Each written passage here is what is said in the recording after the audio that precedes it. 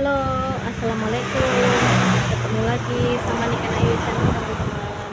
Semoga teman-teman semua diberi kesehatan, kenikmatan, juga rezeki yang lancar, berkah dan barokah ya. Untuk video kali ini khusus mau berbagi teman-teman ya, berbagi cerita tentang kejadian yang aku alami beberapa hari kemarin teman-teman ya. Makanya untuk beberapa hari kemarin itu aku tidak fokus ke YouTube, juga tidak fokus nonton ya teman-teman, karena fokus mengurusi urusan aku teman-teman ya. Oke, jadi dalam intinya itu kita harus selalu hati-hati dan waspada teman-teman. Saat ini itu marak sekali sama yang namanya penipuan teman-teman ya. Jadi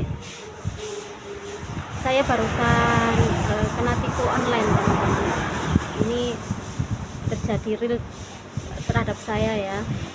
Semoga teman-teman semua bisa mengambil hikmah dari apa yang aku ceritakan ini dan bisa untuk berhati-hati ya, karena jangan sampai kita itu terlalu percaya sama yang namanya, walaupun itu teman saudara ya, apalagi kalau menyangkut masalah uang ya, karena sangat sensitif sekali.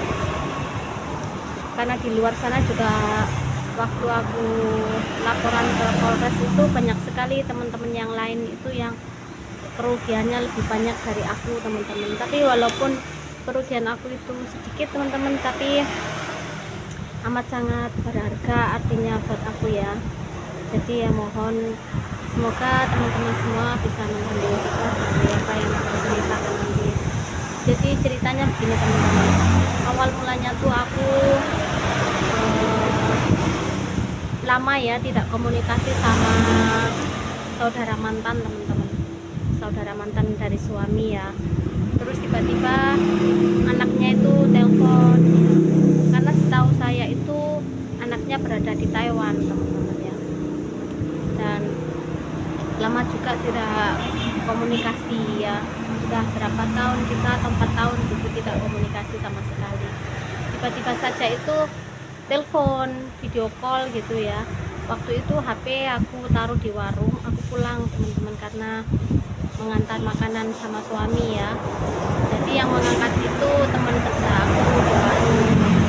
Terus aku sepulangnya dari rumah itu aku langsung telepon balik ke anaknya ya. Sekilas teman-teman, sekilas ya, karena dia itu ngechat juga buru-buru banget ya. Jadi aku jadi ndak begitu memperhatikan sama sekali. Itu namanya kalau dikatakan itu kena dendam online ya. Bukan dendam, itu bukan secara langsung ke bisa lewat online, bisa lewat HP ternyata teman-teman. Dan waktu aku hubungi itu anaknya minta tolong ya, anaknya itu bilangnya itu transfer ke aku sebesar 9.700.000 teman-teman ya. Terus bukti transferannya itu dikirimkan teman-teman, karena aku buta sama apa ya, ndak terbiasa sama kiriman dari luar negeri, jadi saya itu ndak tahu itu asli atau bukan ya. Selain itu karena mungkin kena dendam secara online, makanya kayak percaya gitu teman-teman. Terus setelah itu aku disuruh kirimkan uang itu ke temannya di daerah Semarang teman-teman ya. Katanya temannya itu mau lahiran dan bayinya itu nyungsang dan harus buru-buru dioperasi ya. Karena aku mikirnya gini, nyawa orang teman-teman ya, nyawa orang harus segera tolong. Terus lagian saya itu kenal sama anaknya, ndak mungkin lah dianya itu menipu ya. Terus ya itulah kesalahan saya ya, kesalahan saya itu posisinya uang yang ditransfer itu belum cair teman-teman. Katanya itu ditunggu sampai 6-7, paling lama itu 24 jam dan paling cepat itu 7-6 jam tunggu ya, katanya gitu.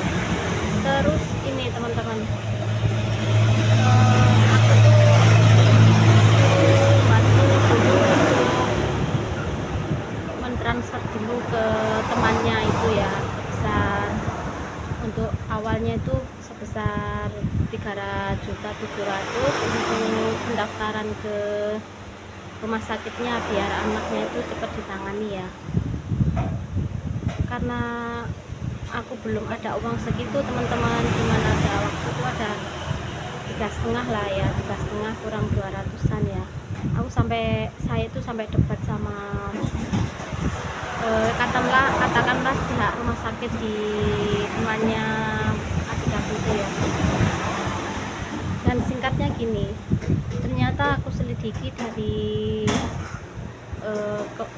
kejadiannya itu hari Senin ya teman-teman. Hari Selasa itu kan uangnya belum masuk ya. Terus aku minta konfirmasi ke pihak bank, kan aku disuruh sama adik aku itu untuk scan barcode biar uangnya itu bisa langsung cair gitu ya teman-teman. Karena aku tidak begitu percaya, karena saya juga nggak ngerti apa itu di barcode. Akhirnya aku ke bank, ke pihak bank ya.